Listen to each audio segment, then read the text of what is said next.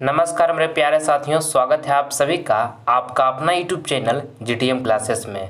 दोस्तों, आज की इस वीडियो में हम क्लास 10th के लिए सोशल साइंस का वीवीआई ऑब्जेक्टिव क्वेश्चन लेकर आए हैं, जो आपके बोर्ड एग्जाम 2023 में ये सभी प्रश्न आएगा। ठीक है, इसलिए आप सभी विद्यार्थी इस वीडियो में शुरू से लेकर अंत तक बने रहिएगा। इस वीडियो के माध्यम से आपको हम 20 प्रश्न बताएंगे। ठीक है, एक भी प्रश्न इस वीडियो का आप स्किप नहीं कीजिएगा, पूरी कंसंट्रेशन के साथ वीडियो को देखिएगा। तो आइए हम आज का वीडियो स्टार्ट करते हैं। देखिए पहला प्रश्न, भारत के किस राज्य में कोयला का अधिक उत्पादन होता है? देखिए ऑप्शन ए में लिखा हुआ है बिहार, बी में लिखा हुआ उत्तर प्रदेश, सी में लिखा हुआ है झारखंड एंड डी में लिखा हुआ है पश्चिम बंगाल। तो आपको ये पहला नंबर प्रश्न बताना है आपको मेरे प्यारे साथियों कि भारत के किस राज्य में कोयला का अधिक उत्पादन होता है? तो झारखंड में होता है। ठीक है, आपको इसको याद रखना है। ऑप्शन नंबर सी जो होगा हमारा बिल्कुल यहाँ पे करेक्ट आंसर हो जाएगा। ठीक है, और कोयला कितने प्रकार के होते हैं? तो कोयला बाबू 4 प्रकार के होते हैं, ये भी आपको साथ में याद रखना है। ठीक है, कौन कौन होते हैं? तो एंथ्रासाइट हो गया, बिटुमिनस हो गया, लिग्नाइट हो गया, पीट हो गया, ये 4 प्रकार के कोयला होता है, आपको ध्यान में रखना है। ठीक है, चलिए अगला प्रश्न हम देख लेते हैं। दूसरा नंबर देखिएगा, कहता है कि सौर ऊर्जा निम्नलिखित में से कौन सा संसाधन है? ऑप्शन ए में लिखा हुआ है अनवीकरणीय, बी में लिखा है नवीकरणीय, सी में लिखा है जैव और डी में लिखा हुआ है चक्रीय। तो आपको बताना है दोस्तों ये दूसरा नंबर प्रश्न में कि सौर ऊर्जा निम्न में से कौन सा संसाधन है? तो दोस्तों नवीकरणीय है। ठीक है, ऑप्शन नंबर यहाँ पे जो बी होगा हमारा बिल्कुल करेक्ट आंसर हो जाएगा। सौर ऊर्जा जो है नवीकरणीय संसाधन है। ठीक है, ऑप्शन नंबर बी बिल्कुल सही हो गया। चलिए अगला प्रश्न हम देख लेते हैं। तीसरा नंबर, अंकोर वाट का मंदिर कहाँ स्थित है? ऑप्शन ए में लिखा हुआ है वियतनाम, बी में लिखा हुआ है थाईलैंड, सी में लिखा है लाओस और डी में लिखा है कंबोडिया। दोस्तों ये प्रश्न काफ़ी महत्वपूर्ण है, आपके बोर्ड एग्जाम में बार बार ये प्रश्न पूछा जाता है। ठीक है, आपको बताना है कि अंकोर वाट का मंदिर कहाँ स्थित है? तो कंबोडिया में स्थित है। ठीक ना, ऑप्शन नंबर यहाँ पे डी जो होगा हमारा बिल्कुल करेक्ट आंसर हो जाएगा। ये प्रश्न को आपको अच्छी तरीके से याद कर लेना है। ठीक है, अब देखिए अंकोर वाट मंदिर में किस हिंदू देवता का पूजा होता है? तो भगवान विष्णु का पूजा होता है, ये आपको ध्यान में रखना है। ठीक है, कि अंकोर वाट मंदिर में किस हिंदू देवता का पूजा होता है? तो भगवान विष्णु का पूजा होता है। ठीक, अब देखिए अंकोर वाट मंदिर का निर्माण किसने किया? तो सूर्यवर्मन द्वितीय ने किया। ये भी आपको साथ में याद रखना है कि अंकोर वाट मंदिर का निर्माण किसने किया? तो सूर्यवर्मन द्वितीय ने किया। ठीक है, चलिए अगला प्रश्न हम देख लेते हैं।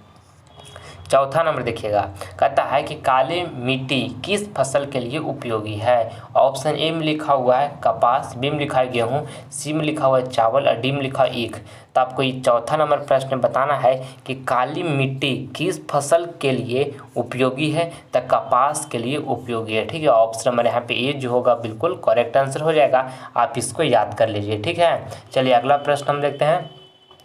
देखिएगा पाँचवा नंबर कहता है कि भारत का राष्ट्रीय पक्षी कौन सा है? ऑप्शन ए में लिखा है मोर, बी में लिखा है कबूतर, सी में लिखा है बत्तख और डी में लिखा हुआ है चील। तो आपको बताना है कि भारत का राष्ट्रीय पक्षी कौन सा है? तो मोर है। ऑप्शन नंबर यहाँ पे जो ए होगा हमारा बिल्कुल करेक्ट आंसर हो जाएगा। ठीक है, आपको इसको अच्छे तरीके से याद रखना है।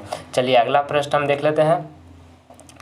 छठा नंबर देखिएगा, कहता है कि सुखाड़ किस प्रकार की आपदा है? ऑप्शन नंबर यहाँ पे ए में लिखा हुआ है प्राकृतिक आपदा, बी में लिखा हुआ है मानवीय आपदा, सी में लिखा है सामान्य आपदा और डी में लिखा है में से कोई नहीं। तो आपको बताना है मेरे प्यारे साथियों ये छठा नंबर प्रश्न में कि सुखाड़ किस प्रकार की आपदा है? तो प्राकृतिक आपदा है। ठीक है, ऑप्शन नंबर यहाँ पे ए जो होगा बिल्कुल हमारा सही आंसर हो जाएगा। चलिए अगला प्रश्न हम देखते हैं अब 7 नंबर, और इस वीडियो के माध्यम से आपको हम 20 ऑब्जेक्टिव क्वेश्चन बताने वाले हैं, जबकि फाइनल बोर्ड परीक्षा 2023 एग्जाम के लिए काफ़ी महत्वपूर्ण है। ठीक है, इसलिए आप सभी विद्यार्थी इस वीडियो में 1 से लेकर 20 तक पूरी कंसंट्रेशन के साथ बने रहिएगा, एक भी प्रश्न स्किप मत कीजिएगा बाबू। ठीक है, चलिए देखिएगा 7 नंबर प्रश्न कहता है कि सबसे बड़ा जल संग्रह क्या होता है। ऑप्शन ए में लिखा है कुआं, बी में लिखा हुआ है नदी, सी में लिखा हुआ है पोखर और डी में लिखा हुआ है महासागर। तो आपको बताना है 7 नंबर प्रश्न में कि सबसे बड़ा जल संग्रह क्या होता है, तो महासागर होता है। ठीक है, ऑप्शन नंबर यहाँ पे डी जो होगा हमारा बिल्कुल सही आंसर हो जाएगा। चलिए अगला प्रश्न हम देख लेते हैं। 8वां नंबर कहता है भारत का सबसे बड़ा लौह उत्पादक राज्य कौन सा है। ऑप्शन ई में लिखा हुआ है गोवा, बी में लिखा हुआ कर्नाटक, सी में लिखा हुआ है उड़ीसा, यहाँ पे देखिए डी में लिखा है झारखंड। तो आपको बताना है कि भारत का सबसे बड़ा लौह उत्पादक राज्य कौन सा है, तो उड़ीसा है बाबू। ठीक है, आपको इसको याद रखना है अच्छे तरीके से। ठीक है, आपको ध्यान में, अब पहले जो था कर्नाटक था, ठीक है, मगर अब उड़ीसा हो गया है, ध्यान में रखना है इस बात को। ठीक है, चलिए अगला प्रश्न हम देख लेते हैं। देखिएगा 9 नंबर प्रश्न कहता है कि गैरी बोल्डी पेशे से क्या था। ऑप्शन ए में लिखा है नाविक, बी में लिखा है सिपाही, सी में लिखा हुआ है किसान, यहाँ पे देखिए डी में लिखा है जमींदार। तो आपको बताना है कि गैरी बोल्डी पेशे से क्या था, तो नाविक था बाबू। ठीक है, ऑप्शन नंबर यहाँ पे ये जो होगा हमारा बिल्कुल सही आंसर हो जाएगा। चलिए अगला प्रश्न हम देख लेते हैं। 10वां नंबर कहता है यूरोप का मरीज किसे कहा जाता है। आपको बताना है ये प्रश्न में कि यूरोप का मरीज किसे कहा जाता है, तो तुर्की को कहा जाता है। आपको इसको याद रखना है अच्छे तरीके से। ऑप्शन नंबर यहाँ पे ये जो होगा हमारा बिल्कुल सही आंसर हो जाएगा। ठीक है, चलिए अगला प्रश्न हम देख लेते हैं। देखिएगा 11 नंबर कहता है कि बिस्मार्क क्या था। दोस्तों काफ़ी महत्वपूर्ण प्रश्न है आपके फाइनल बोर्ड परीक्षा के लिए। ये प्रश्न बार बार आपके बोर्ड एग्जाम में पूछा जाता है। ठीक है, आपको बताना कि बिस्मार्क क्या था, तो कूटनीतिज्ञ था। ठीक है, ऑप्शन नंबर यहाँ पे जो डी होगा बिल्कुल हमारा करेक्ट आंसर हो जाएगा। ठीक है, चलिए अगला प्रश्न हम देख लेते हैं। 12 नंबर देखिएगा, कहता है कि किस राज्य में खनिज तेल का विशाल भंडार है। ऑप्शन ए में लिखा राजस्थान, बी में लिखा बिहार, सी में लिखा असम और डी में लिखा उत्तर प्रदेश। तो आपको बताना है बाबू 12 नंबर प्रश्न में कि किस राज्य में खनिज तेल का विशाल भंडार है, तो असम में है। ठीक है, ऑप्शन नंबर यहाँ पे सी जो होगा हमारा बिल्कुल सही आंसर हो जाएगा। चलिए अगला प्रश्न हम देख लेते हैं।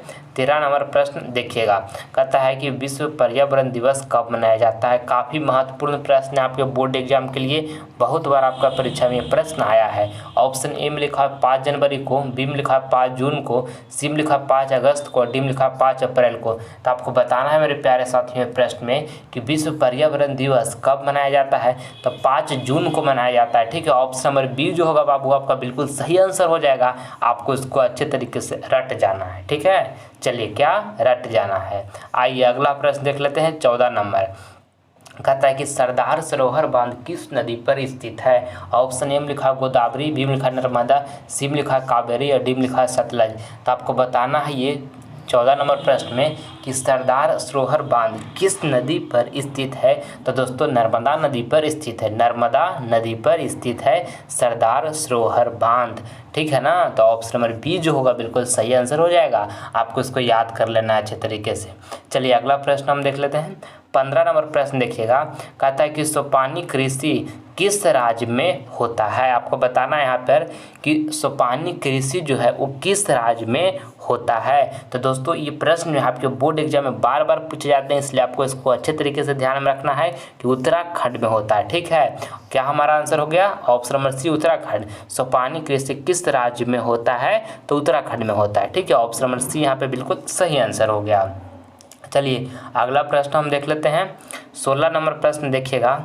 और मेरे प्यारे साथियों आप सभी विद्यार्थी मन से पढ़ाई कीजिएगा।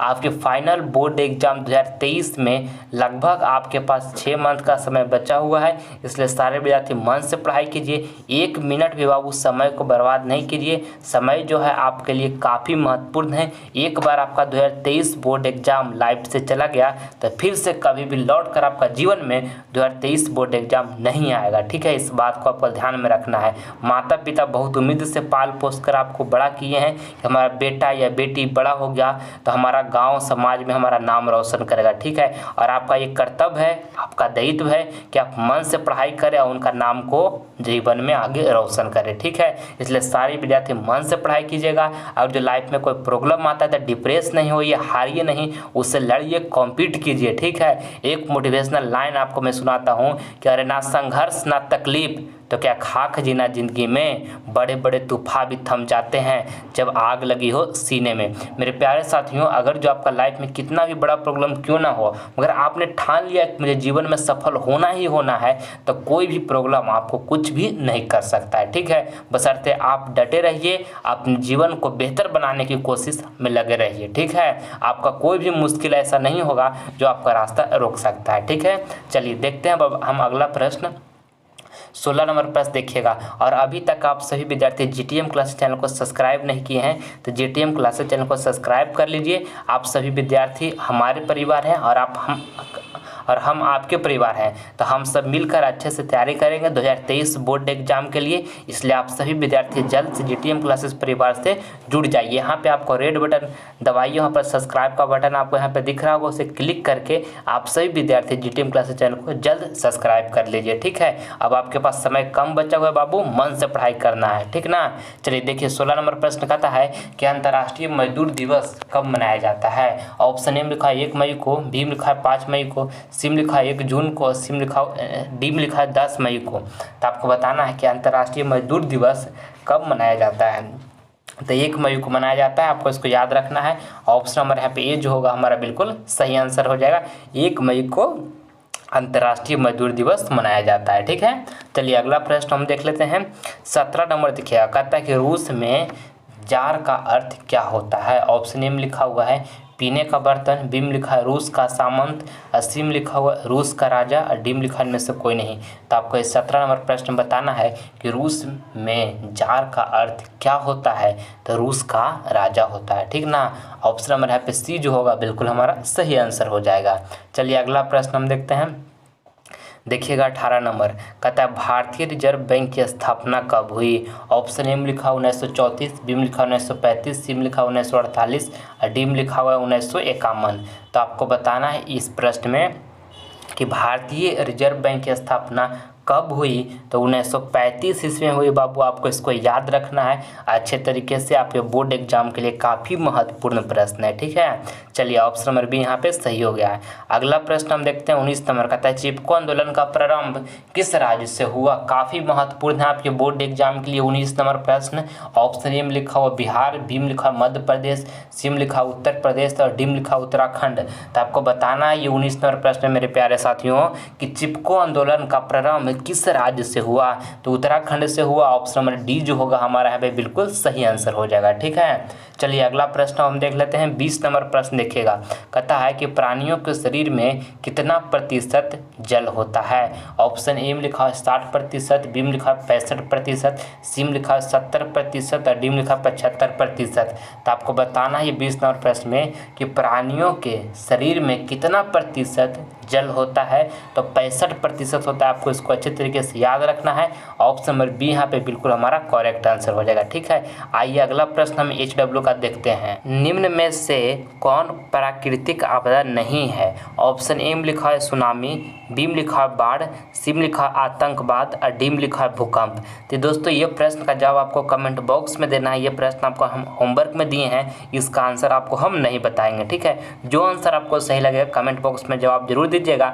आप सभी विद्यार्थी का कमेंट का हम प्रतीक्षा करेंगे और सभी विद्यार्थी का रिप्लाई देंगे। ठीक है, और अगर जो इस वीडियो के माध्यम से कुछ आपको सीखने को मिला है तो इस वीडियो को दिल से एक आप लाइक करें। ठीक है, दिल से एक लाइक कीजिए इस वीडियो को, अगर जो कुछ नॉलेज इससे आपके अंदर बढ़ा है तो। और अब अगर जो अभी तक आप सभी विद्यार्थी ने जीटीएम क्लासेस चैनल को सब्सक्राइब नहीं किए हैं तो इस चैनल को आप सब्सक्राइब कर लीजिए।